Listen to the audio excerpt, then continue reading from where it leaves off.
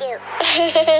That's how you do it? When a tank just isn't efficient enough, for when infantry doesn't bring enough firepower, and when you need to aura farm, mech suits are a fantastic alternative in a sci-fi war. They're distinct, they're cool, and they stand out, quite literally, on the battlefield. So today, welcome all you beautiful ladies and animals.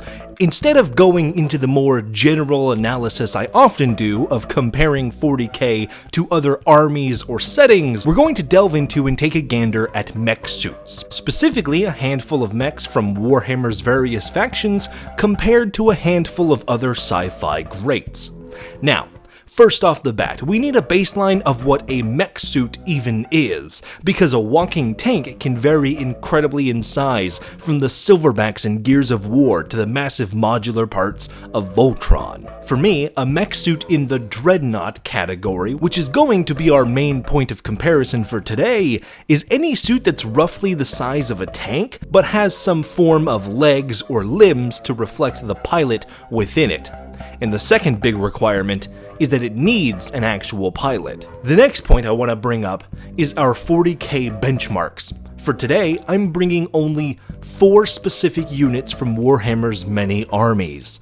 A Pent Engine from the Cerritos, a Deff Dread from the Orcs, a Crisis suit of the Tau, and the now standard Redemptor Dread of the Astartes. I point these 4 out explicitly as a filter system for us to compare the rest to. Warhammer has so many different mechs, from Dread Knights to War Suits to Custodes Contemptors, and even the larger stuff like Knights and Titans. So taking these 4 from across 4 different factions will give us a decent idea of how the non-Warhammer stuff might hold up against 40k more generally. If you'd like to see an episode of us taking a look at Jaegers and Titans and Knights and whatever else, the more bigger stuff, let me know down below. And as always, a big beautiful thank you to all my gorgeous members and patrons, but with that, let's get right into our benchmarks.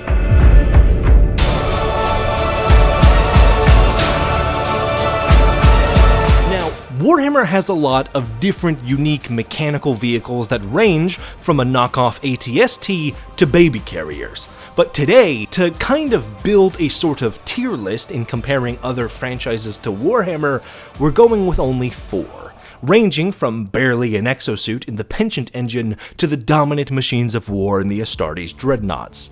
So let's talk about these 4 benchmarks first, before we start bringing in Titans and armored cores. The Pent Engines are foremost tools of subservience. They are reserved for criminals that the church has decided for whom death would be too merciful, which by imperial standards probably means they were organizing a labor union. They are tools of the church of torture and penance, where the convicted tree hugger is strapped to the front of a death machine and sent off to fight on the front lines of their holy wars.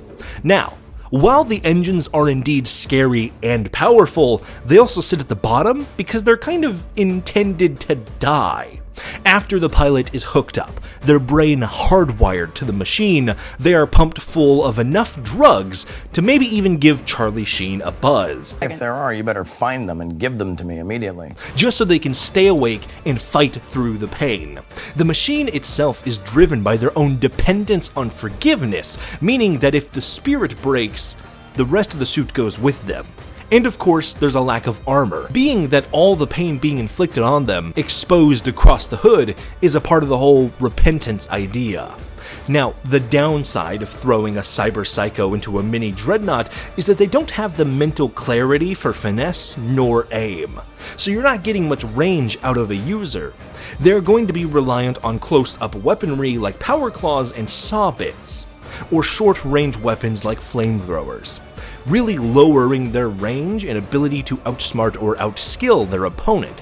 While the engines are armed to the teeth, they're more so used to be thrown at a line of infantry and go careening through, opening the way for the more skillful Sisters of Battle to clean up behind, until they inevitably die with all their organs exposed to the wind. Now, the next entry of ours is equally as brutal and devastating, but run by somebody who's in it for the love of the game rather than being hate-crimed over a thought crime. The Orcish Deff Dreads.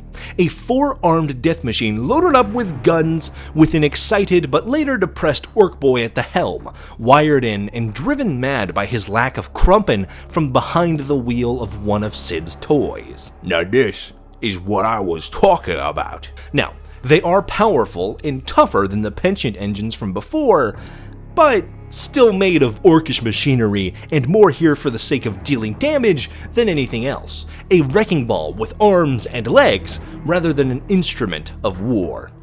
Against something like a powerful Astartes Dread, the Deff comes on top maybe 2 out of 10 times. Like the engine before it, the orcs are mainly bringing them along to cause mayhem and suppress infantry units, rather than using them as bunker busters or crushing other tanks with it. That being said, with rocket launchers and extra arms, you'd have a hard time trying to get away from this thing up close, even in another mech suit.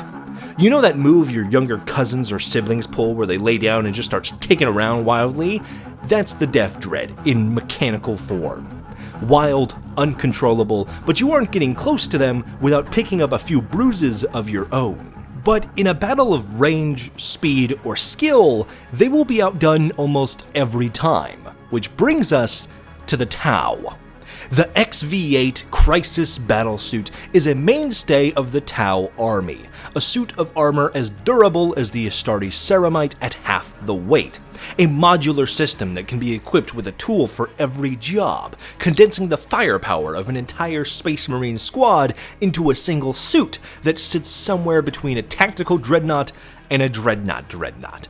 Now, while the XV8s are not going to be one-suit killing machines against entire armies, they are surprisingly powerful in a way that outdoes the mechs before them, where the orcs and criminals were mostly constrained to lumbering in close quarters. The Tau excel in speed and accuracy, able to glide if not fly over the battlefield, dropping railgun shots from 7 miles out and cleaning any unarmored engine before they're even able to comprehend what hit them, running circles around a Deff Dread, and all in all, simply being better in nearly every way. And while not common, Farsight, a Tau exile who became very unorthodox in his fighting style, has shown us just what's possible when the Crisis suits are pushed to the extreme, even able to dominate in close quarters if trained for that purpose. And he uses a heavier version of the Crisis suit. And in any battle, if they're prepared ahead of time, they can be outfitted to counter you almost perfectly. Big and slow, they're going to put on some extra boosters and take pot shots from a few miles out. Soft and squishy, they're charging headfirst to skewer your heart on a pike. Hiding in a cave, they're going in like Captain Price and flashbanging the crib in pitch darkness. The biggest downside for the XV8 is anything that can keep up with them or withstand their attacks for long enough to wear them down and gain the upper hand, or any instance where they are simply outnumbered and cornered with nowhere to run. While their ability may be incredible, there's no doubt that any Deff Dread able to grab a hold of a Crisis suit might just rip them in half. But where muscles, armor, and firepower need to be the best of the best across the board, the Redemptor Dreadnought comes out to play. Now, you might be wondering why I chose this variant specifically. Well, it's a good mixture of assets. Brutalis Dreads are more melee focused, while the Ballistis Dreads are entirely focused on range. I only bring it up to mention that, like the XV8 warsuits, Space Marine Dreadnoughts can often be fitted with various weapons and kits to take on a variety of enemies. If the Ballistis can't snipe a Deff Dread from a mile away, the Brutalis would rip the arms off one by one. But I'm focusing on the Redemptor as it's a nice little Goldilocks zone. Carrying an A-10 Warthog cannon on one arm, rocket pods, a heavy piston-driven power fist, grenade launchers, heavy bolters, and even a secondary flamer gives a Redemptor, the largest dread ever employed by the Astartes, all the firepower they need to outdo Israel in a contest of committing the most damage to residential areas in a 10-minute killing spree. And that's before going into the raw strength of a Dread, which can rip chaotic Hellbrutes in half or throw giant stones into their enemies. Roll the clip.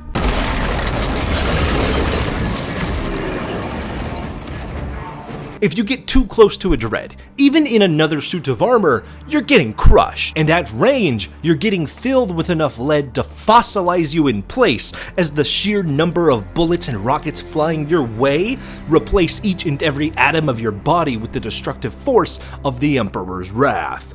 While the Marine inside suffers for their increased power, being mentally and physically drained by the more advanced systems of the Redemptor, like a human battery until they die and are replaced by another, the time they spend entombed in these walking war crimes gives them enough opportunity to crush a near unlimited number of squishy targets, as we're getting to a point where you need an equal or greater force to slow them down, let alone take them down for good. The Redemptor Dread is not the most dangerous mech in all of 40k, but it is certainly up there, as even the Brutalis pattern can threaten the dominant knights if given a chance to tear apart their legs. If you're on the ground, you don't want to see this guy coming for you. And if you're in another mech, you better pray that your onboard weapons are at least as powerful as theirs. It's a great unification of the previous mechs we've discussed. It's powerful but horrifying. It's brutal yet sincere, and it remains accurate while fervent. A beautiful tool of war that would make the military-industrial complex shed a white tear down the leg, while also representing the unadulterated pain and suffering of Warhammer 40k. But with those benchmarks laid out, what else is out there?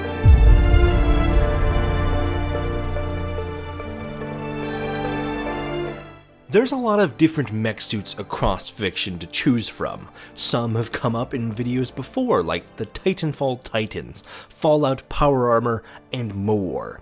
And some are constantly requested in all of my comments. Armored Core. So today I'll be pulling a few out of a hat and be applying them to this tier list. So just know these are not representative of an entire franchise or universe, but just where these sci-fi made up suits of armor compare to the Warhammer suits we've talked about so far.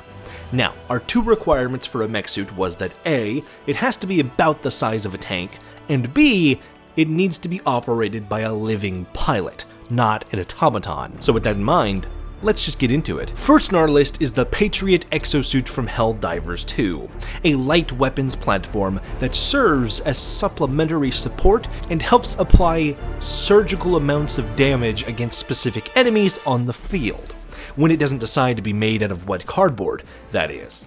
Wielding a minigun and rocket pods capable of dealing moderate damage to semi-armored enemies, the Patriot is built best for taking on leagues of undemocratic stragglers, rather than focusing fire on the most extreme well-armored targets. Against infantry?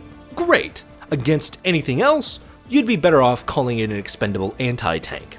As a ranged platform with limited ammo and low mobility, it serves as a great mobile turret, but anything fighting it up close or that has higher accuracy is putting it down.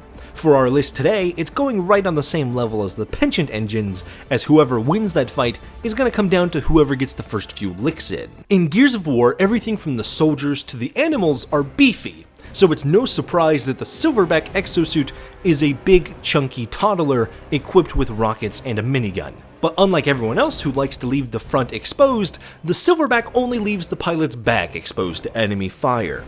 In the smallest point of logic that I can kind of give, at least this comes from the fact that the Silverback began as a commercial forklift-style mech suit before being militarized for the Locust War. When in operation with a team, the Silverback's whole purpose is to get up front, soak up small arms fire, and deploy small shields off of its legs, which can be used by other gears to take cover. And in the world of gears, where general purpose rifles fire long arm ammo, and the weakest pistol is using something close to 50 AE, the Mulcher minigun and rockets on the Silverback tear apart nearly anything they come across. Whether an armored Cantus or a massive Brumach, the Silverback is an actually powerful suit of armor held back by a dependency on teammates, painfully slow movement, and an exposed backside. and like the Patriot, doesn't offer that much in the way of melee options. For this one, I'm putting it just above the engine, as the immense firepower and the fact that they managed to protect the front of the armor means that the Silverback will be able to get a few more shots out than they're taking in. But if anything bigger gets close, the gear inside is getting ripped right out of the controls. Come on guys, I just gave Gears credit for putting armor on the front, and now we're doing away with it again? Who did this? Why? Okay, whatever, I'll live with it. Arasaka's prototype cyber skeleton from Edge Runners is honestly a little fucking insane. It basically turns you into a mechanized Magneto, only able to operate with gravitational generators, which is fancy sci-fi talk for magic that turns gravity on and off to both offset the weight of the suit itself and crush anyone unfortunate enough to get close. Add on to that 2 arms with 3 hands each and the ability to activate powerful as shit magnets, and you've got a very dangerous warsuit which is only really being dragged down by the lack of forward-facing armor. That's not true. The bigger downside than the lack of armor is that it also just drives you insane. See, in Cyberpunk, there's this idea of cyber psychosis, where having so much cyberware plugged into your brain makes you go batshit. The same idea as the Pent Engines in Astartes Dreads, where it normally builds gradually until you snap, and different people have different levels of tolerance. You kinda get the idea. If being in a dreadnought is like taking a bump of coke every day for the rest of your life until you go crazy, getting into the Arasaka suit is like eating a literal brick of Johnny Depp's best cocaine in a single sitting, and then trying to fight God right after. Yeah, we just didn't want to interrupt your morning routine. Is doing cocaine every morning your routine, Frank? Yeah. The first immediate downside is that almost nobody could use the thing, and even the few who could probably sustain it would only be able to do so for a few hours tops, if that. By the sheer insanity of the near magical abilities it has, I'd put it somewhere between Crisis suits and the Deff Dread. It's tough and deadly, it's exposed, but the biggest downside is that even if you survive putting it on, you immediately start a timer for the end times. Next up is one that comes from comic books, which just tells you it's gonna be crazy. Not really, I'm going off the MCU version for this. And considering it's a mech suit driven by a guide inside another exosuit, perfect for Warhammer. The Hulkbuster Iron Man suit is one specifically made to counter and hold down Bruce Banner, otherwise known as the strongest Avenger. I'm calling you the stupid Avenger. You're Tiny Avenger! What are you, crazy? Yes! Capable of knocking the Green Giant and holding up in a fight, the strengths of the Buster armor are really just expanded from the benefits Tony puts into all of his other armor. It's modular, so if it becomes damaged, he can instantly swap out different parts. It's incredibly multifaceted and equipped with everything from grapple hooks to repulsors to missiles and the ability to fly while being surprisingly mobile. Perhaps the closest it comes to from our benchmarks are the melee-focused Brutalis Dreads, as anyone who can take a hit and deal a hit out to the Hulk and still be standing afterwards is certainly going to be able to hold their own against Hellbrutes and Crisis suits, the very things that other Dreads normally take on. The only things to really take into account are user error and firepower, as we see a big difference of the suit's ability to kick ass when being piloted by Tony compared to Bruce himself. And of course there's the extra bonus that if Tony's in the suit, he's also got a backup regular Iron Man suit underneath. But that paired with an overwhelming force that puts too much strain on the dozen or so arc reactors would be enough to bring it down. So as long as the Hulkbuster can avoid getting shot point blank by the Redemptor's massive plasma cannons, I think it's fair to say it'd have a decent shot at holding its own in a fight. Not dominating every time, just more of a 50-50. Depends who gets the plot armor that day. I'm sorry. Now, our next entry are the Armored Cores, or ACs, from Armored Core, the FromSoft mecha game where the exosuits double as metal ninjas. I'll be forthrightfully honest, I'm not big on Armored Core, nor have I played the games, so this is mostly coming from wiki entries and gameplay I've seen secondhand. But for the most part, ACs take all the elements of Titans and Tau battlesuits and combine them into one hyperized killing machine. They're fast, flying and skating around like wasps, Adaptable and modular machines with the ability to use and equip a variety of different tools and armor, they're powerful, fitted with both incredible firearms and even capable of powerful melee functionality. Everything that the others had done before, the cores can do just as well, if not better. Their greatest downside, a trade-off made for their incredible speed, is an inability to ward off attacks from heavy weapons like missiles, meaning that while they are very fast, a certainly strong strike would be enough to bring one down, forcing them to rely on dodging and avoiding getting hit in the first place. Truly the Dark Souls of mech suits. Meaning they excel best against targets that are slow-moving and lumbering around, allowing them to maneuver around getting hit. How would they fit in our list? Around the level between our Tau battlesuits and the Redemptors. I could totally see these little buzzers outpacing a Dread or even overwhelming them, especially with the incredible speed and air superiority they have. But if they get struck even once, those odds narrow instantly. When linked to a Titan, a pilot can only be stopped by overwhelming force, or an equal. Now, our last entry is an odd one, because it technically violates one of the rules. Titans in Titanfall can be autonomous, but primarily are operated by a pilot who is linked to them. This both makes them deadly as a duo, but also reinforces that the Titans are more effective when being manually driven, so I'll accept it. Now, BT himself is one of the most advanced Titans in the galaxy of Titanfall, being one of the few Vanguard-class Titans made by the militia.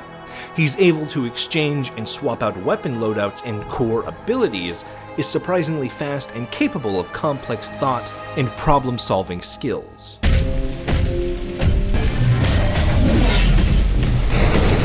And never forget the sheer amount of emotional damage he's oh so capable of. I'm not going anywhere.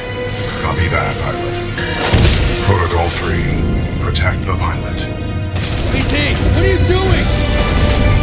Trust me. And that combined power of both strength, speed, logic, and duality means that not only are the Titans, BT especially, versatile but enormously deadly, able to split on the fly and act as two halves of a whole team. If given the chance, I'm sure BT and Cooper could overwhelm and take down any of the Warhammer suits on this list. Their biggest issue would be being caught up close by the Dread's powerful fist. But that's an issue in Titanfall too. But unlike many of these mech suits, which draw on the user and effectively kill them in the process of being used, the bond between BT and Cooper and their effectiveness in battle only becomes stronger and harder to defeat as they work together more. As for the other Titans on the frontier, that's a sketchier question. But let me know down below what you think your favorite Titan would be like on our little list here. And if you want more about them in 40K, go check out the video I made on Titanfall pitted up against the Tau.